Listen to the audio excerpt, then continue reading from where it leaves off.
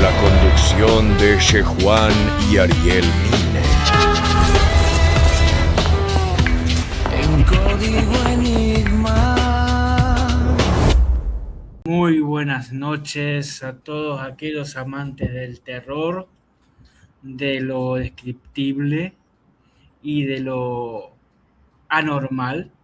Acá estamos con el Shejuan, donde contaremos algunas experiencias personales y algunas mitologías y un dato para pensar, que los dejaremos pensando toda la noche.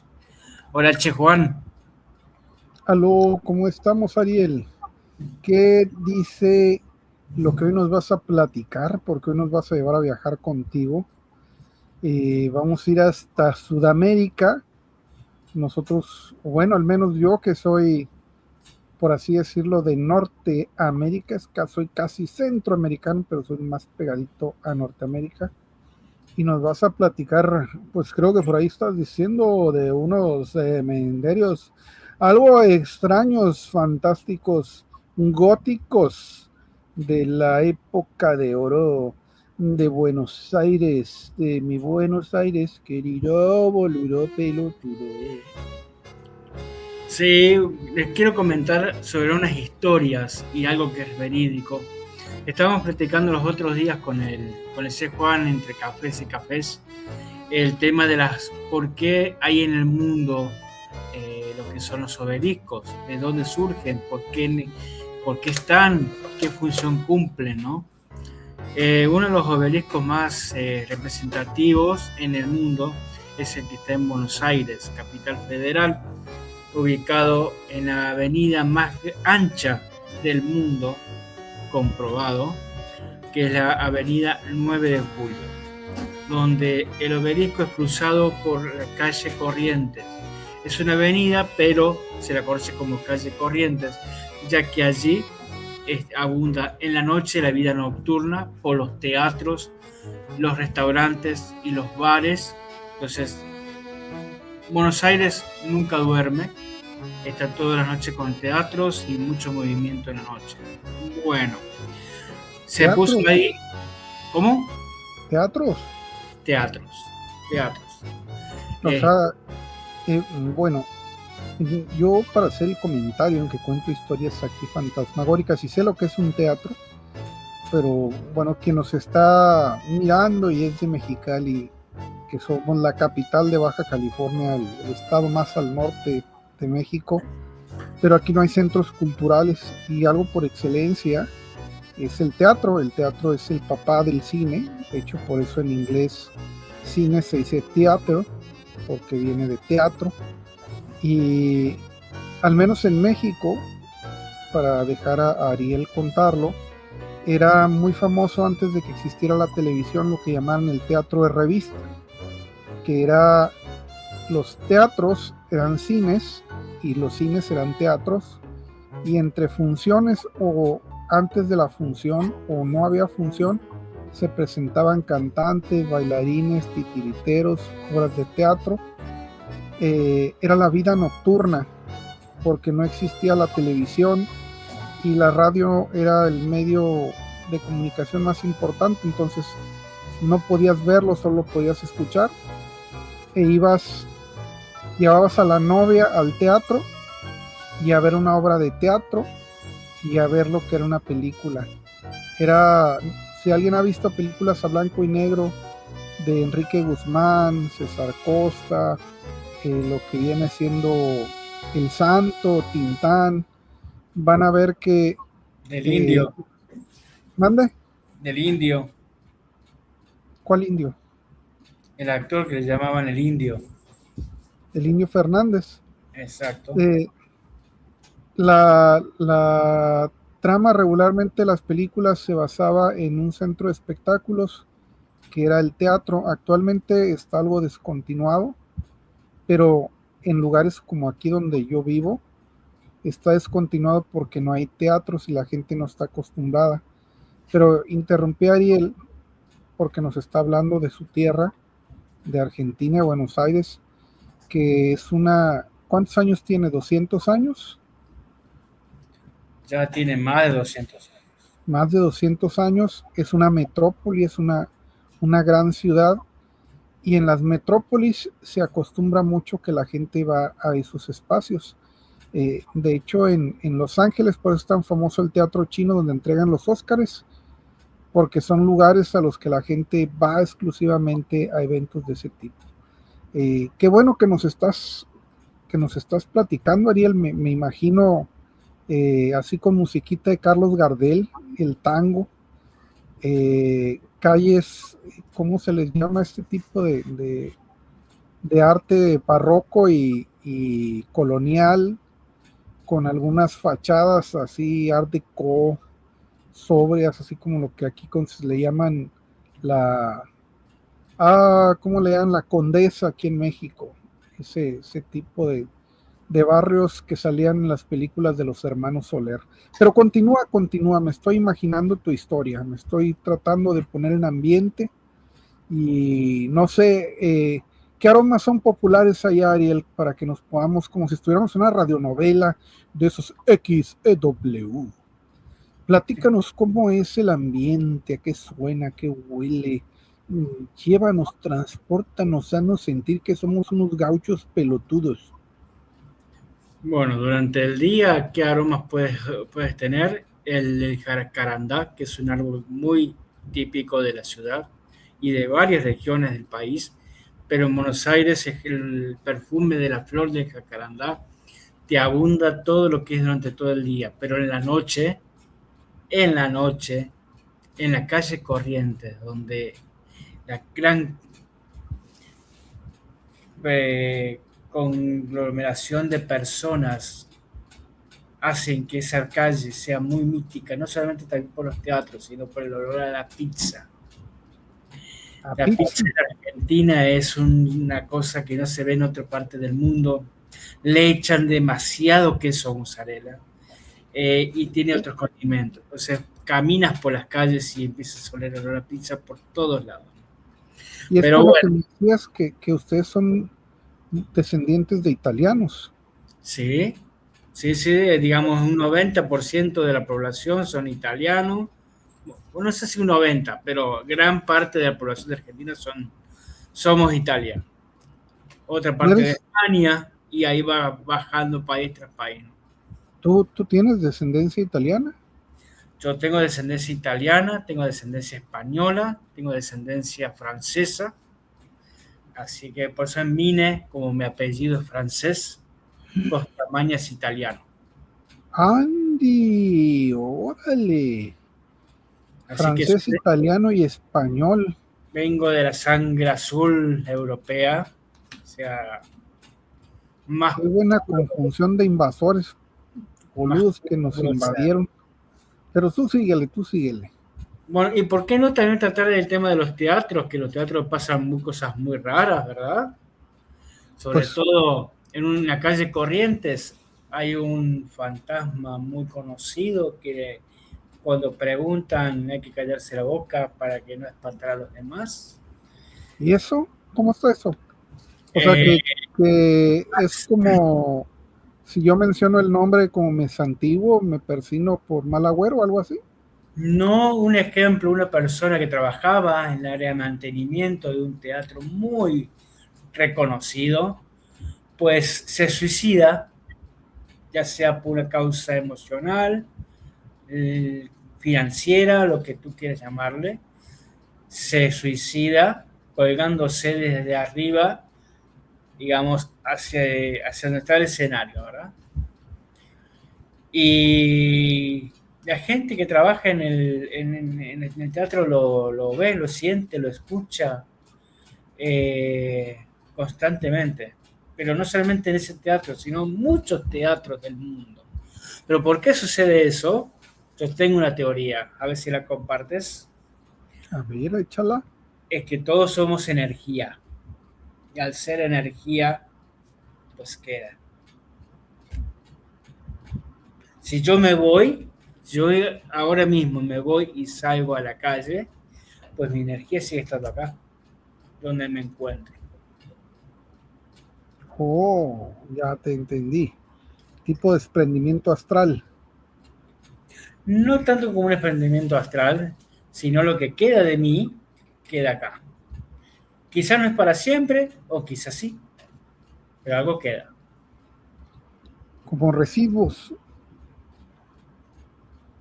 Tal vez un residuo. Pero regresando al tema principal, porque es un paréntesis, en Buenos Aires existe varios barrios, entre ellos lo que es el barrio de Montserrat, que fue el primer barrio, además del barrio de San Nicolás, donde digamos se conglomera la fundación de Buenos Aires capital. Entonces tenemos el barrio de San Telmo, que es el barrio más antiguo, ya que ahí pasaba una calle que hasta el día de hoy se conserva como tal, porque por ahí ingresaron los ingleses, los casacas rojas, como se les llamaba, para invadir Buenos Aires. Y si la calle se llama Defensa, y hay un costado donde hay una iglesia, donde hoy en día está sepultando los restos de nuestro creador de la bandera, Manuel Belgrano. Hay muestras de Te estás escuchando distante. hay muestras de bombas incrustadas en la fachada de la iglesia. Bombas Bombas, ajá. de cañón o balas de cañón. Bolas de metal que se usaban en aquellos entonces, incrustadas en la fachada de la iglesia. Y se dejaron ahí porque Ahí quedaron, porque los ingleses se recluían en la iglesia y los criollos bombardeaban para expulsar a los ingleses. Pero eso no termina ahí, también hay túneles en el barrio de San Telmo, porque era región de jesuitas. Los jesuitas siempre tuvieron la iniciativa de los túneles y conectar diferentes tipos de edificaciones alrededor. Entonces, es muy rico de historia, muy rico de mitología, Buenos Aires.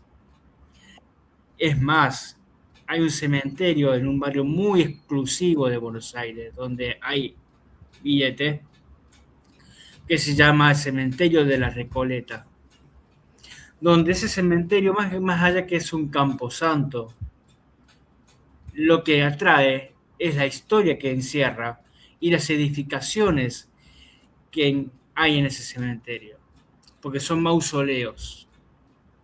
No son mansiones como se conoce aquí, la famosa panteón, de no me puedo acordar el nombre que hay en Sinaloa, sino sí. panteones en los cuales te lleva a la Edad Media, te lleva a 1800, intacto. Por ejemplo, ahí hay una tumba muy famosa donde una muchacha llamada Rufina Cambaceres, una noche, Rufina era de una clase alta, una niña de 15 años, que se acuesta a dormir y fallece. Cuando la entierran, el mismo persona que se encargaba del cuidado sentía ruidos en el ataúd. Constantemente, golpes y golpes y golpes y golpes. Cuando al día siguiente abren el cajón, pues estaba muerta, pero dada al costado, boca abajo. Primer caso de catalepsia. ¡Órale! Hasta el día de hoy se la conoce como la Dama de Blanco en las apariciones nocturnas del cementerio. O sea que aparte de que tuvo el ataque, o sea, la velaron a caja cerrada y mientras estuvo la caja cerrada, ella despertó pero no pudo abrir la caja, se muere asfixiada. Cuando abren la caja está muerta, la sepulta, pero hubo algún revuelo, pues me imagino que se deben haber sorprendido de que pues no estaba muerta. Tal cual. Y entonces a partir de eso se sepulta y ella se sigue apareciendo en el panteón. Así es. De hecho, en su tumba, que ya la vamos a compartir en imágenes, aparece ella como una estatua queriendo abrir la puerta de su tumba. Wow. Fíjate que se parecen mucho, si no me equivoco, es Tubutama. No, Okitoa, es Okitoa en Sonora. Sonora tiene una característica muy parecida a Baja California Sur, que de hecho es donde nos peleamos con los chilenos por la cuna de identidad de un famoso bandolero en el cual está basado el Zorro y después Batman, que se llama Joaquín Murrieta. Sí, señor. Y te lo menciono porque incluso ahorita tú mencionaste los casacas rojas, que eres descendiente de franceses, ingleses, italianos. Baja California tiene cerca de San Quintín lo que una vez fue una colonia inglesa, que nada más hubo 3 en México y esa fue una. En Baja California Sur hubo comunidades francesas, y Sonora tiene eso, tiene españoles, tiene franceses y tiene perdón, ingleses. Pero lo estoy diciendo por lo siguiente: Sonora y Baja California Sur en historia tienen al menos unos 150 años más de historia que Baja California Norte, donde yo estoy. El que les está platicando es de Baja California. Y hay un relato muy parecido al que acabas de decir, muy tradicional de Sonora, que es el de la enterrada viva de Okitoa, te dije, ¿verdad? De Okitoa, que es, hay 2 versiones, una que es una anciana y la otra que es una jovencita, una doncella, así como la que tú dices, la cual se supone que el día del cumpleaños, igual que Horacio Quiroga, que es un escritor latinoamericano de terror del siglo XIX precisamente, lean El almohadón de plumas, es un cuento que trae de una doncella que como que una garrapata le está chupando la sangre en la almohada hasta que se la chupa la vida. Y me recuerda la leyenda esta porque dice que el día del cumpleaños a la muchacha, el papá es un hacendado, o la señora, bueno, la versión de la señora es que ella vive sola, ella le da como un ataque de epilepsia, la meten al cajón y a vista de todos invitan a la gente, porque antes era así, invitan a la gente a dar el pésame, la despedida, los santos óleos, a caja abierta, porque bueno, los pobres eran los que, por eso dicen en México se petateó, porque no tenía ni cajón, era en una alfombra de palma, pero los ricos sí podían tener acceso a una caja de madera. Entonces, la historia dice que tanto a la anciana como a la muchacha la pelan en la caja abierta, pero la ponen sus mejores vestidos y le ponen sus joyas. Entonces la gente malora que va al velorio mira lo que trae puesta. Al día siguiente, cuando la sepultan, porque antes, no sé si tú sabes, si los que están ahorita oyendo, actualmente por las leyes no se puede mantener un cuerpo en velación por más de 48 horas, a menos que sea algo de la tradición de la religión, pero por sanidad no lo puedes tener. Incluso ya no se puede ni siquiera comer en el velatorio, como antes era de que estás hasta comiendo pozole arriba del muerto, por las tradiciones, ¿no? Antes se velaba por 3 días, tanto por esta cuestión religiosa de resucitó al tercer día, como también era por una cuestión médica.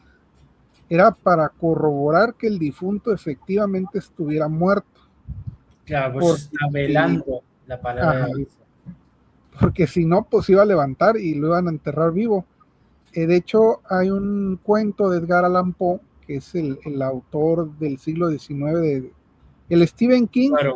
pero del siglo XIX, que tiene un cuento que se llama Enterrado Vivo, que era algo que usaban en el siglo XIX, que era, te enterraban con un hilito que salía del cajón del féretro, y arriba donde estaba la losa había una pequeña campana. Entonces, que yo sepa, nunca nadie despertó, pues, pero la idea era que si despertabas, jalabas el hilo, tocabas la campana y quien estuviera afuera se iba a dar cuenta que estabas vivo y iban a ir por ti. Entonces la historia de la enterrada viva es de que la velan, no resucita, van y la entierran, y en la noche los que vieron lo que traía puesta los ladrones se brincan, porque yo sí vi el cementerio, eso, así como tú lo platicas, así me lo imagino. Es un panteón que tiene casi 200 años y tiene sus tumbas de mausoleo de mármol grandototas, así decoradas, que parecen capillas. Estaban ya desgastadas porque es un cementerio muy viejo, de hecho ya no tiene cupo. Y dice la historia que cuando ya la habían bajado, así como tú dices, ya la habían enterrado, en la noche van estos fulanos, estos ladrones, estos pillos, escarban, y cuando están llegando al féretro y las palas están chocando con la madera, así como tú dices, empiezan a escuchar cómo del interior de la caja del muerto o de la muerta están tocando. Y según la leyenda dice que al principio ellos creen que están alucinando, siguen escarbando, es tanto su deseo de robar, que cuando la ¡ah! Sale la mujer, pero despega un lamento, pero de desesperación porque se estaba ahogando y pues pidiendo ayuda. Entonces los otros dos, al ver el suceso, se espantan. Y hay las dos versiones. Una platica que inmediatamente que la ven se mueren de infarto, y que es el velador del panteón quien la encuentra, y ella se explica que ella no se podía despertar, y va y la lleva. Cuando es la versión de la muchacha, va y la lleva de nuevo de cuenta a su casa. Su papá, al verla viva, queda tan agradecido con el muchacho, con el velador, que le dan todo lo que él quiere. Y la otra versión, la de que es una anciana, es de que ella era una viuda, no tenía herederos, y ella le hereda todo al velador por haberla salvado. Pero ahorita que la estabas diciendo, ¿sabes qué pensé? Pensé en la influencia de la migración y esta cuestión europea mestiza, y de cómo se van moviendo las mismas historias del lugar. Se parece mucho, haz de cuenta, estaba escuchándola ahorita que la decías y dije, ah, caray, esa historia yo me la sabía, pero aquí en México. Y, y pues el cuento de Enterrado Vivo dice lo mismo, ¿no? De alguien que tiene pánico de que lo vayan a enterrar y esté ahí debajo tierra. Qué buena historia, Ariel, la verdad, sí me la imaginé. ¿Tú has estado en ese cementerio? Sí, he estado en varias oportunidades ahí. Y es muy imponente la tumba de ella, porque tiene, En, digamos, su estatua, es como si fuese, no es ella en sí como la estatua, pero la representa como queriendo abrir la puerta. ¿Verdad? ¿Y la puerta que es una reja o es una puerta de Es una mármol? puerta metálica, es una puerta metálica con vidrio.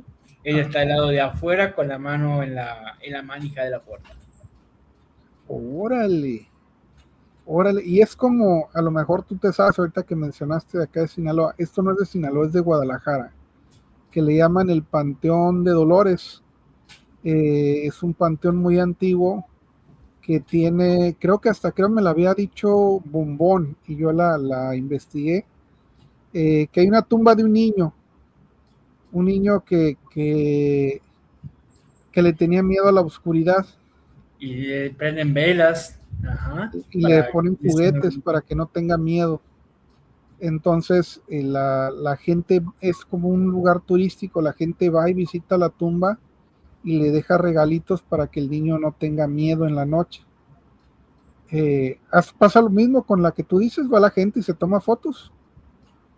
Sí, sí, sí, se toman fotografías. De hecho, no es la única tumba que existe. Existe la tumba de Evita Perón, muy transgresora en la época de 1940, 1950. Está la tumba de muchos presidentes argentinos desde la época de la Revolución. Está nuestro prócer de la educación, que muchas veces algunos lo toman como a escondidas o de manera sigilosa, pero pues no, la tumba de él es explícitamente masónica, con todas las simbologías, y el rombo permanentemente y cuadriculado. Entonces es muy atractivo para el turista ver todas esas edificaciones. Es más, hay algo muy cómico. Hay una tumba de un matrimonio de viejos, mucho dinero, donde su relación no era buena. Entonces, eh, sea la índole de que haya sido su pleito, su tumba, están mirándose los dos, espalda con espalda. Órale. Así es. De hecho, hay un hecho también histórico, verídico, en la época de la dictadura de Argentina, donde hubo un militar que fue enterrado allí y la gente que avalaba a Perón fueron y secuestraron el cuerpo. Lo secuestraron. Ujú. ¿Y qué pasó con él? Pues después se regresó, pero el hecho de que de la plena dictadura los allegados a Perón secuestraron el cuerpo de ese militar que haya fallecido. Y Órale. para mí una gran satisfacción en lo personal, porque ahí se encuentra el presidente que marcó un antes y un después en la democracia en mi país, el 10 de diciembre de 1983, que regresó a la democracia hasta la actualidad y se encuentra descansando en ese lugar. ¿Y quién es? Es Raúl Alfonsín. Oh, digo, pues, yo no sé, digo, pero te pregunto. O sea, yo soy hijo de la democracia. Yo nací el mismo año. Así que Andy, pues.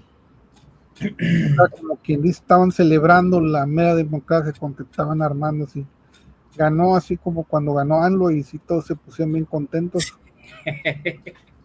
hasta yo estuve en La Paz escuchando sus Oh, pues, ahora, ay, no te puedo decir lo que estaba pensando, porque pues, a lo mejor hay niños, pero no te, bueno, el punto es, ok, vieras qué interesante porque, pues, hay muchas historias referente a lo que son los cementerios. De hecho, en antropología se dice que los cementerios son una forma de marcar la civilización, porque no todos los animales, porque si hay animales que tienen cementerios, como vienen siendo los elefantes y las ballenas, que buscan un lugar en específico donde todos van a morir ahí, nada más que nosotros nos enterramos y cuando nos enterramos nos cremamos. Entonces es una forma de mantener la memoria de una persona que ya falleció. Pero donde, fíjate, aquí que ahorita que lo estás diciendo, porque sí he estado en panteones esos como los que tú mencionas, sí se siente una ñañarita, así, un aroma, imagino que es el aroma muerto, a muerto añejado,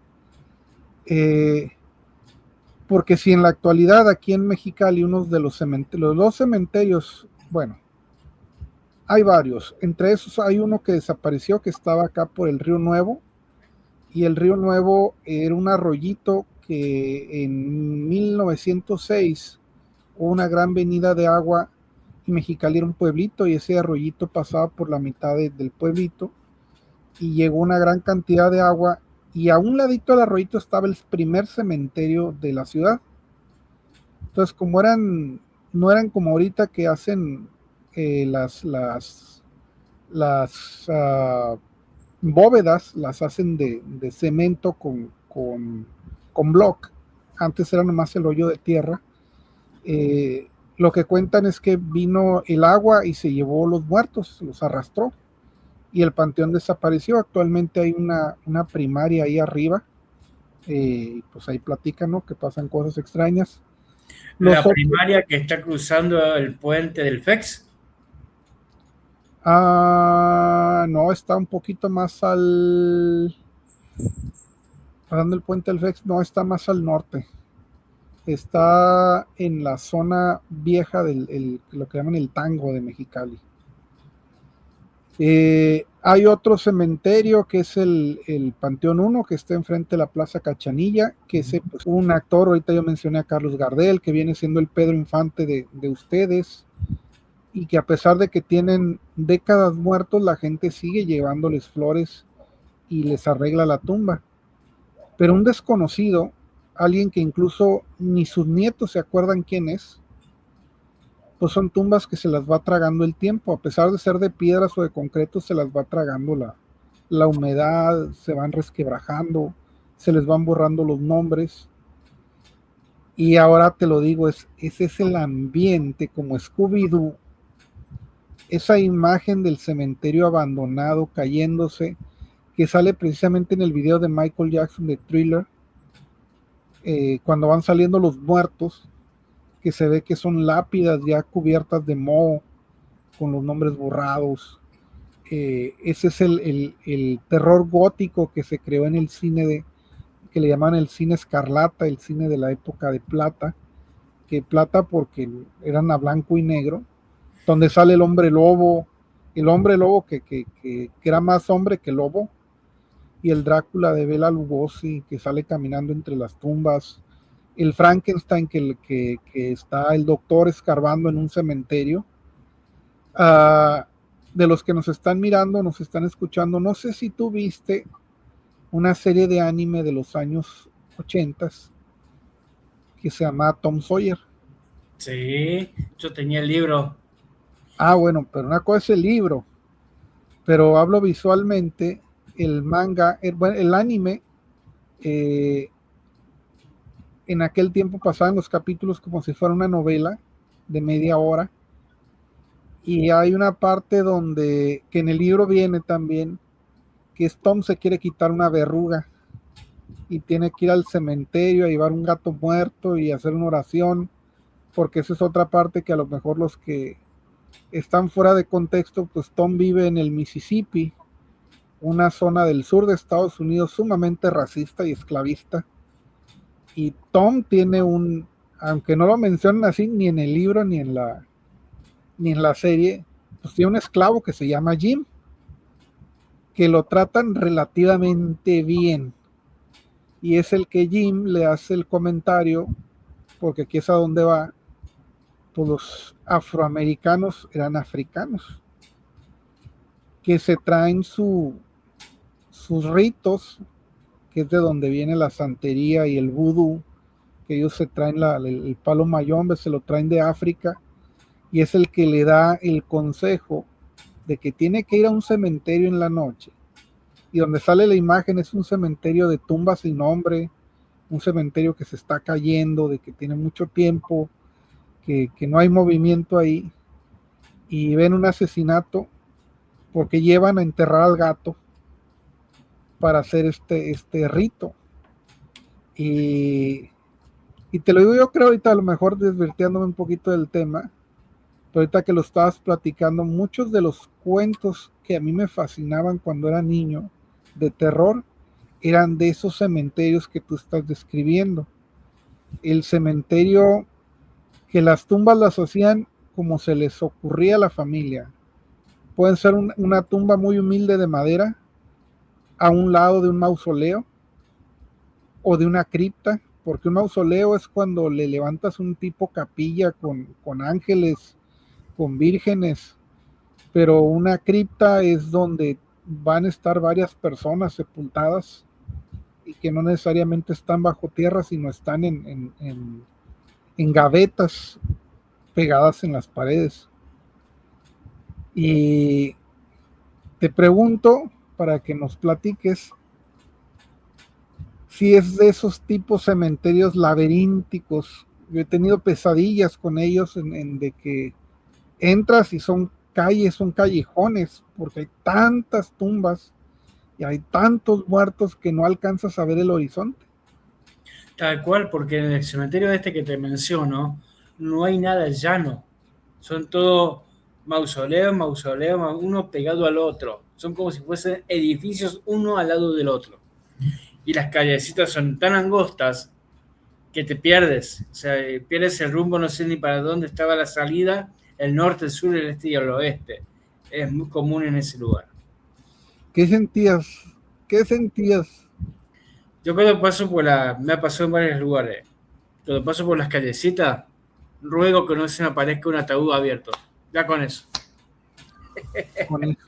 Y te pregunto, porque aquí pasa en Mexicali, y sé Ay, que en otros panteones ocurre, eh, y alguna vez me platicaste que anduviste de mirón con esas cosas.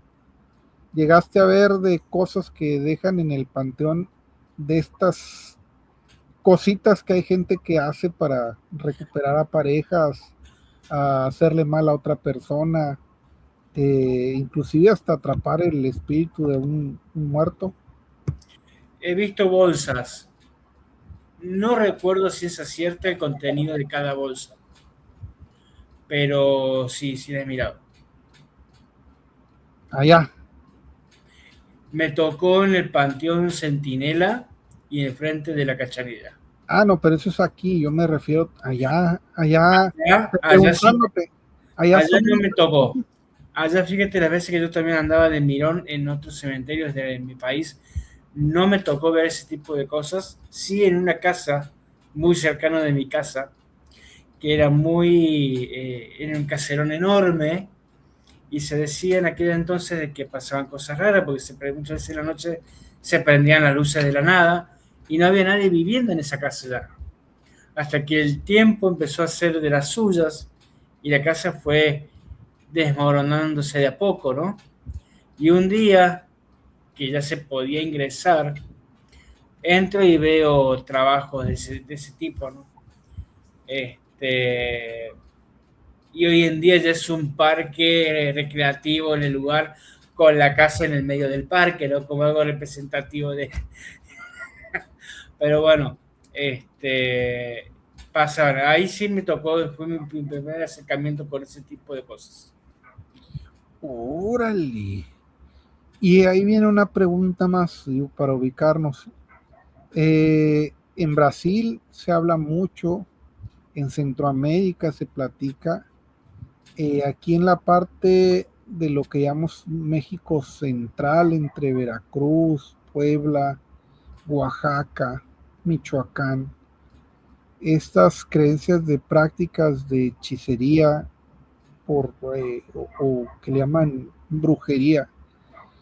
Ah, aquí es por la influencia afrodescendiente, las mezclas que ya había aquí en la Mesoamérica, los indígenas, y cuando traen a los afrodescendientes y se mezclan.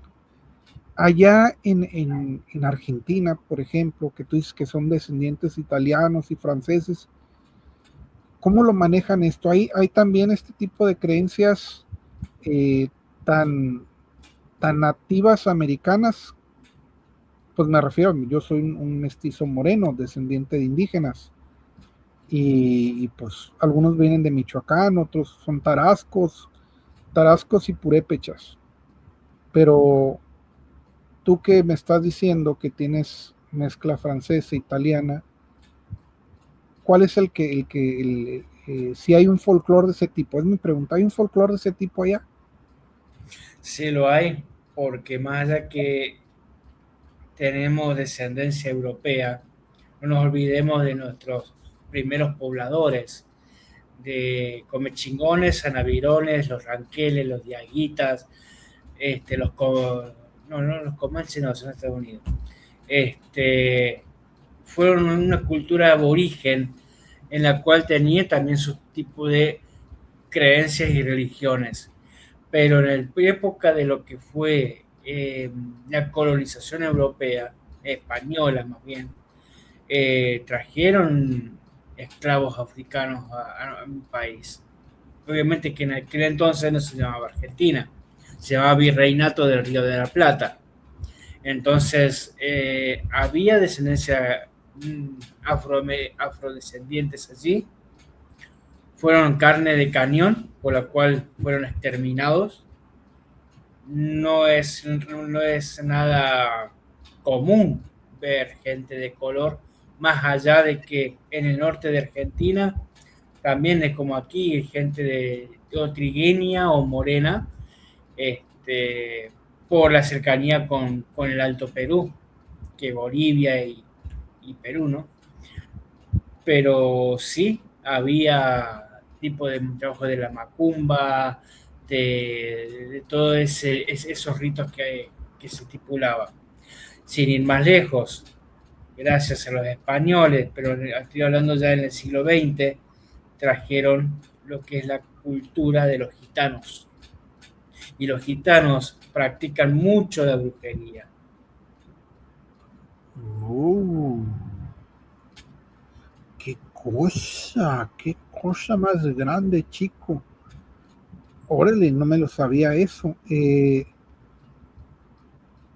Pues bueno, para el que no sepa, de los que ahorita que estamos hablando, Ariel, y lo que yo estoy platicando, en América hubo mucha mezcla porque fueron etnias usadas para trabajo fuerte. Al principio hay una parte donde se dice que se sometieron a los indígenas y se les obligó a crear los templos, lo que viene siendo tanto religiosos como oficinas de gobierno, como las casas de los hacendados, pero en la minería, y se platica, al menos aquí en México, que los españoles se los acabaron porque no aguantaban, o sea, no aguantaban tanta la carrilla, y por eso fue que compraron esclavos afrodescendientes, porque eran más fuertes y más resistentes. Entonces, al momento de que los juntan, estamos hablando de etnias indígenas que estaban esparcidas, no todas eran del mismo tamaño, ni del mismo color, ni del mismo grosor, y se terminan cruzando con los africanos, y eso es donde vienen los criollos, los mulatos, que bueno, mulato es cuando es un blanco con una persona negroide, o al revés, un hombre de color con una mujer blanca, y empieza a haber esta mezcolanza, pero al mismo tiempo son las tradiciones, desde la gastronomía hasta lo que se le llama el folclore, las ideas de este tipo. Y eso, fíjate, le preguntaba ahorita a Ariel fuera de cámara, que ese folclore también se refleja en los cementerios, porque hay cementerios para gente pudiente y hay cementerios para gente humilde. Y ahorita lo que nos está platicando, algo para cerrar el broche de la muchacha, es la escultura que dices que está como queriendo abrir la puerta. ¿De qué material tú crees que es? ¿Crees que sea granito, mármol? Es de mármol de Carrara. O sea, es un material caro.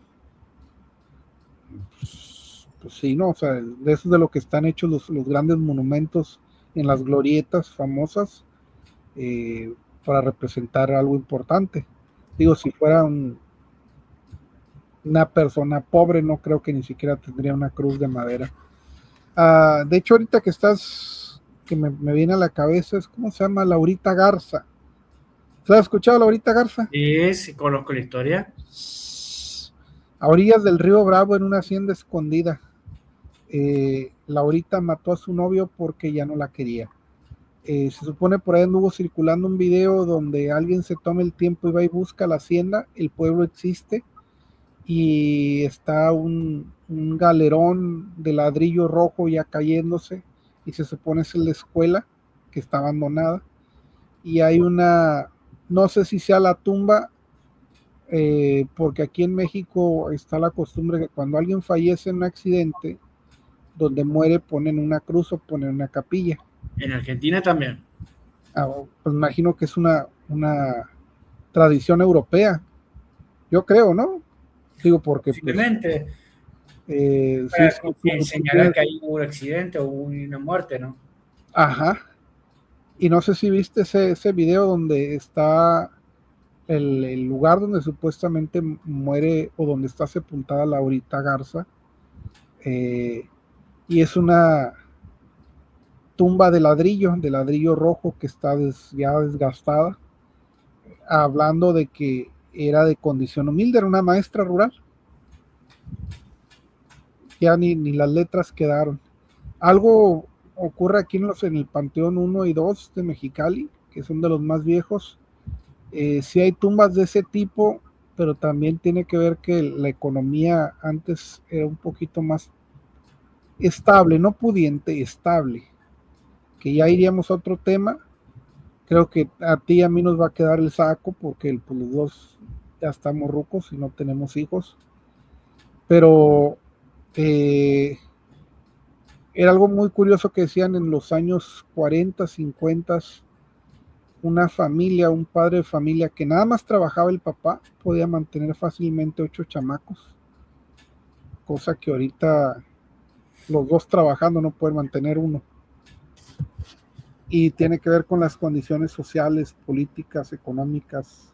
Ahorita tú lo mencionabas que hay unas películas muy suaves de documentales que hablan de la guerra sucia que tuvieron ustedes, los chilenos, que aquí en México también se presentó. Así hasta me dan ñañaras nada más hay una película, creo que es de tu barrio, se llama Las Apariciones. La miré precisamente durante la pandemia, no la volví a encontrar, no la he vuelto a buscar también, que trata, fíjate, me voy a desviar, tú dime si quieres que me calle y me callo. La gente me No, adelante, habla. La película se me hace buenísima, no sé por qué no tuvo tanto impacto, que trata de dos hermanos, la hermana mayor, el hermano es más joven, andan entre los, ¿qué será? Él anda entre los 35 y anda rozando en los 40. Entonces la historia está como ubicada en los años 90 más o menos, entrando al 2000, es una película relativamente, pues, no tan nueva, y cuenta que ellos se distancian, no quieren tener nada que ver con su familia, cada quien por su lado, pero el papá les manda a hablar porque está agonizando de cáncer en el hospital, entonces se vuelven a juntar. El papá está ya en las últimas, ya no habla, ya nada, y ellos traen un conflicto ahí que no se ha arreglado.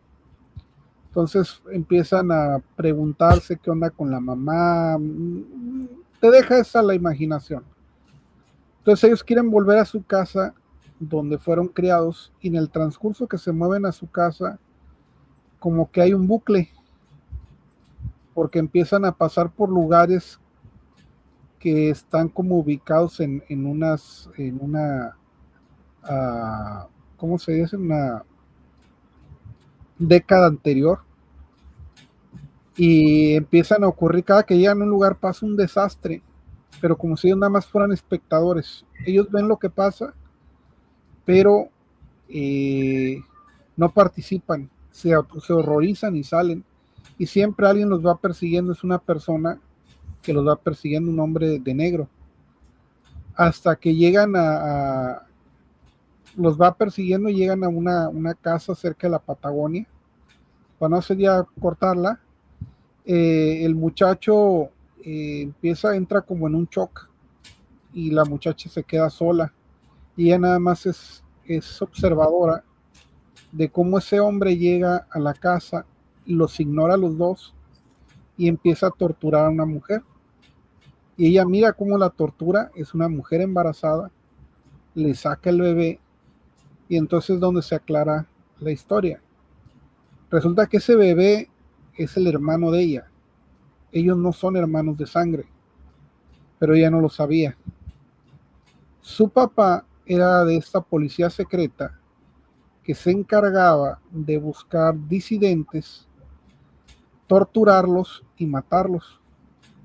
Entonces la mamá del muchacho era una estudiante embarazada a la cual torturaron, le sacaron el bebé, y él lo cría como suyo. Entonces por eso sale el trauma de por qué ese señor siempre fue muy cruel con él, porque para el muchacho representaba ese movimiento social. Entonces lo que trata la película es que ellos tienen que, la muchacha al menos tiene que volver al hospital para matar a su papá, porque se da cuenta que su papá es un asesino, un maníaco que torturaba gente y que a ella le toca ver lo que le pasa a la mamá de su hermano, cómo la torturan. Se me hace buenísima la película, porque lo maneja, lo establece, ese tipo de horror o ese tipo de miedo que no necesariamente tiene que ver con aparecidos, sino ese horror que los humanos causamos. No sé si Sí. lo podemos aterrizar, que es Fíjate que cuando la realidad supera la ficción. eso pasaba, era muy común el secuestro de niños en la dictadura. Agarraron a las jóvenes y a los jóvenes que eran partidarios antiperonistas o peronistas, porque hay diferentes versiones, y los torturaban y a las mujeres, después que nacía el bebé, las mataban. Durante el Mundial 78 sucedía eso. Con el mundial como aquí, que está el mundial y cuántas mamás andan buscando sus chamacos. ¿Quién sabe qué andarían haciendo los chamacos, verdad? Pero pues una mamá no. Una mamá es incondicional con su chamaco. Tal cual. Había escuchado, fíjate, sé que iniciamos hablando de panteones, pero tenés un tema interesante de que no sé si es en Argentina o es en Chile, ayúdame a aclararlo. Uno de los observatorios astronómicos más importantes del mundo está en esa área y es un desierto. Y que en ese desierto han encontrado restos óseos de estas personas desaparecidas. Allá también hay madres buscadoras. Entonces, yo había escuchado tanto en la dictadura de Videla, se llama Videla, el dictador, y de Pinochet, que una forma horrible de exterminarlos era que los subían en aviones, los amarraban y los aventaban en el mar, amarrados unos con otros. Ese Y es el pues, vuelo de la muerte. En Argentina salían los aviones a metros de lo que es la cancha de River en el Monumental, porque está ahí cerquita. Los subieron los aviones, les ataban los pies con piedra y los tiraban al río de la Plata. hijos de su madre. Fíjate que ten esto, pues es que esto es más historia de tu barrio, que hay una cosa a la que criticaron a Roberto Gómez Bolaños. ¿Sabes quién es Roberto Gómez Bolaños? Y hasta el día de hoy me hace reír. Es Chespirito. Y Chespirito se volvió un fenómeno entre los 70s y los 80s. Entonces, todavía en América Latina es un fenómeno en comicidad. Incluso hay quien dice que tal vez más que Cantinflas. Incluso los Simpson tienen un personaje parodiado del Chapulín Colorado. Pero bueno, ¿a qué voy con esto? Es que en esa época en que él estaba en su auge, era cuando estaban las dictaduras a todo lo que daban en América Latina. Todos los países tenían un dictador. Y fue en tiempo, se fue en Pinochet. Pinochet es de Chile, perdón. Sí. Es como Pinochet de si, Chile y Videla de Argentina. sí, sí. A lo mejor me escuché como cuando a un mexicano lo confunden con un puertorriqueño o un salvadoreño. Yo confundiéndote con un chileno. Pero se supone que en el estadio, creo que era el estadio de Santiago de Chile, se presentó Chespirito. Y la crítica que le hicieron es de que semanas o meses antes era el gueto donde iban a torturar a los contrarios de Pinochet y que él se presentó dando un espectáculo infantil en ese lugar. claro que también es muy fácil ahorita criticarlo, ¿verdad? Porque ahorita hay medios de comunicación, todos tenemos internet y podemos dar una noticia. En aquel tiempo, pues imagínate ir de invitado de artista a una parte y resulta que vas a una dictadura y que posiblemente no puedas volver a salir si te pones crítico o hablador o vocicón, que a veces considero que la raza no mide ese tipo de situaciones. Bueno, ahora me estoy yendo por otro lado, y es que ahora que está lo del fútbol, estaba viendo ahí una nota que decía que hoy, que se llama República del Congo, antes creo se llamaba Surinam, que tiene una película que incluso se llama El último rey de Escocia, con Whittaker, que ganó el Oscar por esa película. El dictador que tenía era o sea, como todos los dictadores, un hijo de toda su tiznada madre, y que a los jugadores de fútbol primero los alzaron, les pusieron casa y les pusieron carro, y que fue la primera selección de África que quedó para un mundial. Creo que fue en el mundial del 72, no, del 74, porque México fue en el 70,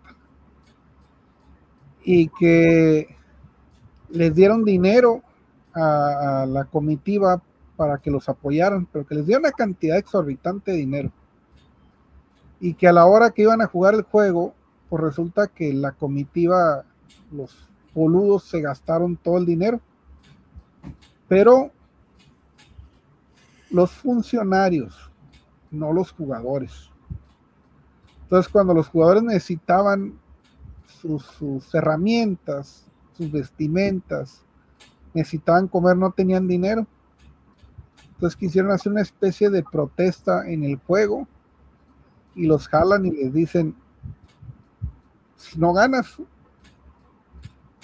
tú y tu familia te los va a cargar la que los trajo. Entonces dice que, no me acuerdo contra quién jugaron, creo que contra Alemania, y les pusieron una goleada. Y que cuando llegaron les quitaron todo y los echaron a la calle. Que fue algo muy parecido a lo que ocurrió en Colombia en el 94, no sé si te acuerdas de ese caso, de que un jugador de la selección de Colombia metió un autogol. Escobar. Que lo mandaron matar al jugador por un error, donde cuando el crimen y el deporte se revuelven. Pero fíjate, ya me callo, porque estamos hablando de panteones y ya me fui por otra parte. Tú síguele, a ver, cuéntanos, ya me callo. Bueno. O sea que si me calle, pues está bien. Con respecto a los obeliscos, que estábamos mencionando un poquito hacia el inicio, es algo, un paradigma, ¿no? ¿Qué funcionalidad tienen? A ciencia cierta, lo que se ha investigado es que los obeliscos que se ven hoy por lo menos en el continente americano, es para señalar un hecho o un acontecimiento importante de la región. Porque en el caso de Argentina es donde se hizo por primera vez la bandera. En el caso de, que te comenté, San Jacinto, que es el obelisco más grande de todo el mundo, tiene 173 metros de alto. Es para conmemorar una batalla. ¿Pero ese dónde está? Está ubicado en Texas. Es para conmemorar una batalla contra Santana. El común denominador de los obeliscos en América son utilizados para conmemorar algo. En comparación hacia el occidente o el oriente, Europa, Asia, tiene otro significado. ¿Que sería religioso? religioso, espiritual, conspiranoico, Un falo parado. algo encierra. Ah, y se me olvidó de contarte algo más A ver, importantísimo en América. ¿Sabías que en California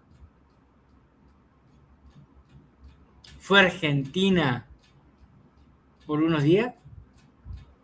California fue a Argentina por unos Una días. región de California fue Argentina por unos días. No me la sabía.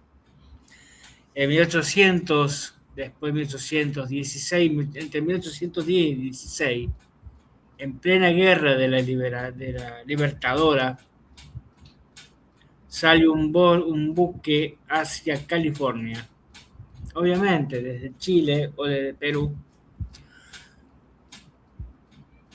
con la insignia de eliminar españoles en todo el territorio americano. Y llega un barco llamado Argentina con un militar francés amante de nuestro territorio y clavó la bandera argentina en California. Se equivocó el vato. ¿No? O sea, quiso conquistarlo. ¡Ah! O sea, fue antes de que fuera territorio.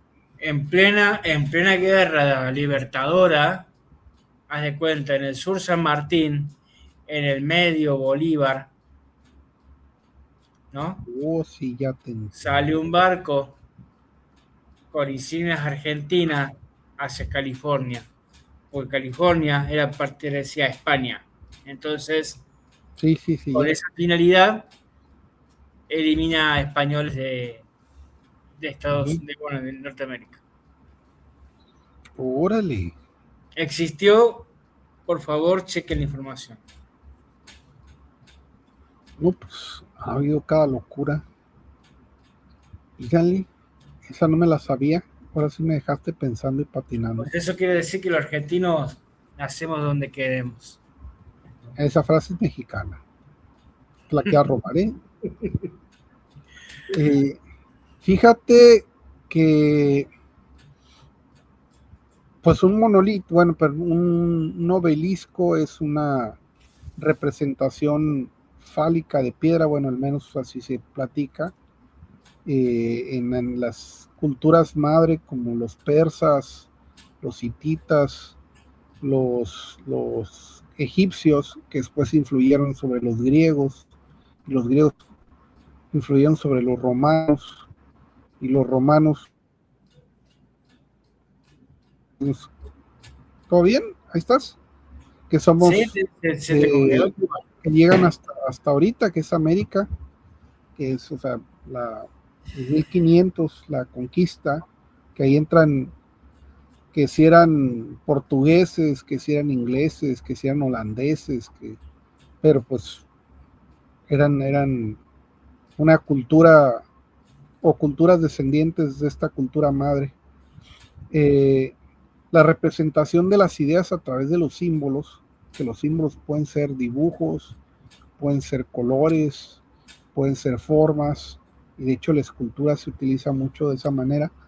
Entonces el obelisco yo había leído en cuestiones ahí freudianas, el psicoanálisis, que representa un falo, el hombre tocando el cielo. De hecho la torre de Pisa, aunque supone que era para tocar el cielo, pues si lo notas es un obelisco, es un falo.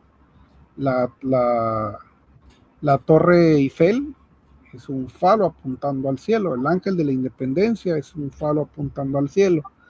En una idea muy primitiva freudiana, pues quiere decir que mi dominio de control de macho alfa sobre una situación. Mi grupo es el que controla y es el que está aquí. Yo soy el machote, pelo en pecho, lomo plateado, 4x4. Pero también al mismo tiempo maneja esto que le dan carrilla ahorita a los movimientos LGBT y a los feministas, que la historia está escrita de una manera en la cual se plantea que los hombres siempre predominaron el sexo masculino y el sexo masculino blanco, el sexo masculino con dinero. Qué interesante cómo podemos llegar a que, fíjate, hay pues están las piedras de Stonehenge en Inglaterra, están las cabezas de piedra en la isla de Pascua, en Rapa Nui, inclusive los atlantes de Tula que se encuentran en Puebla, pues son formas vertical como un obelisco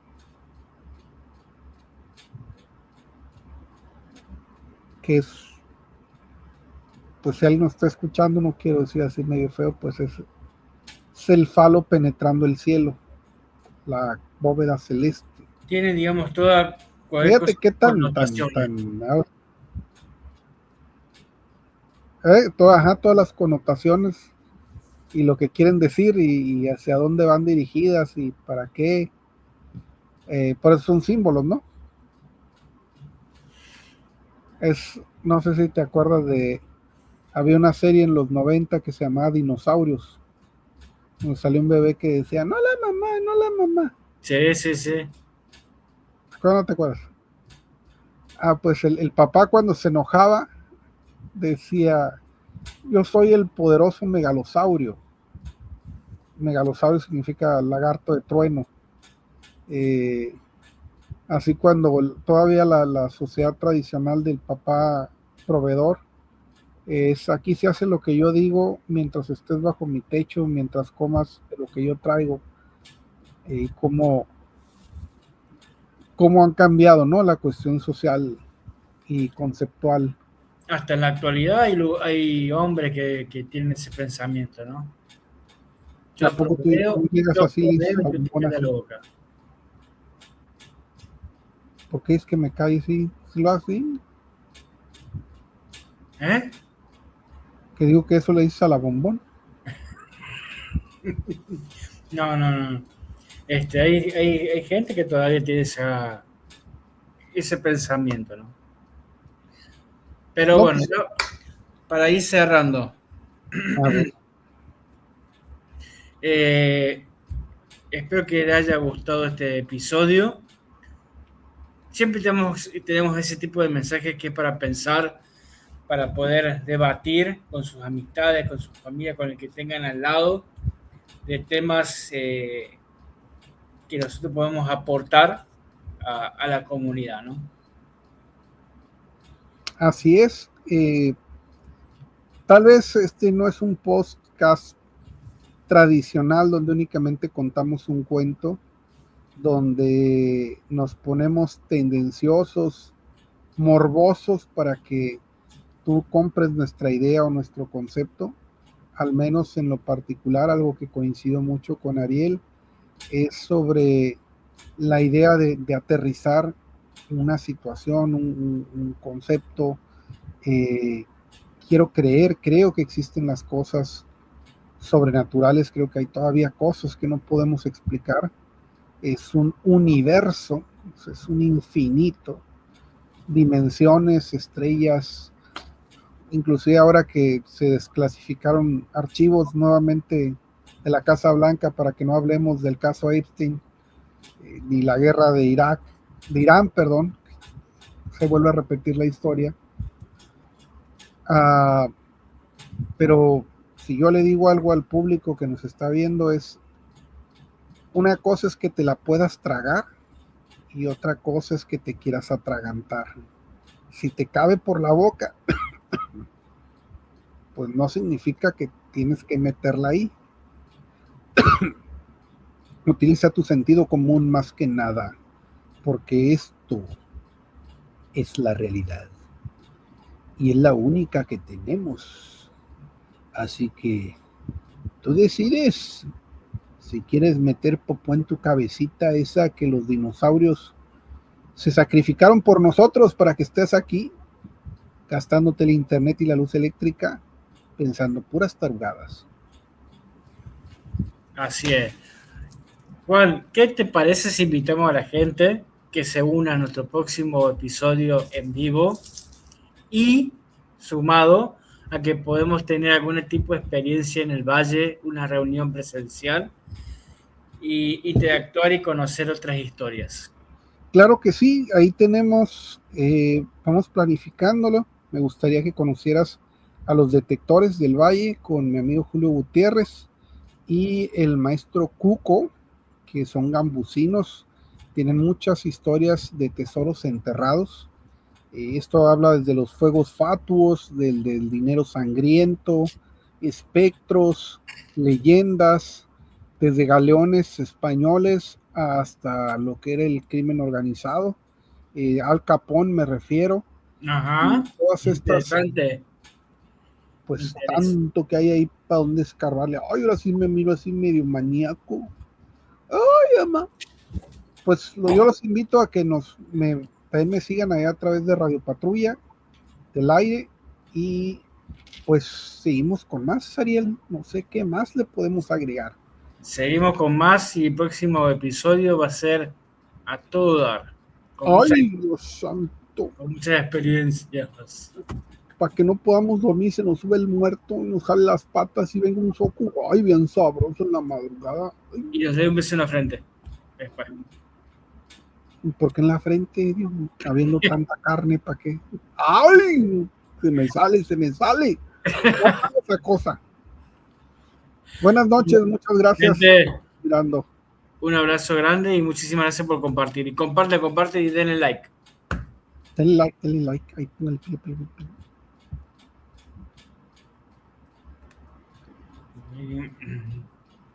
Ya apágalo.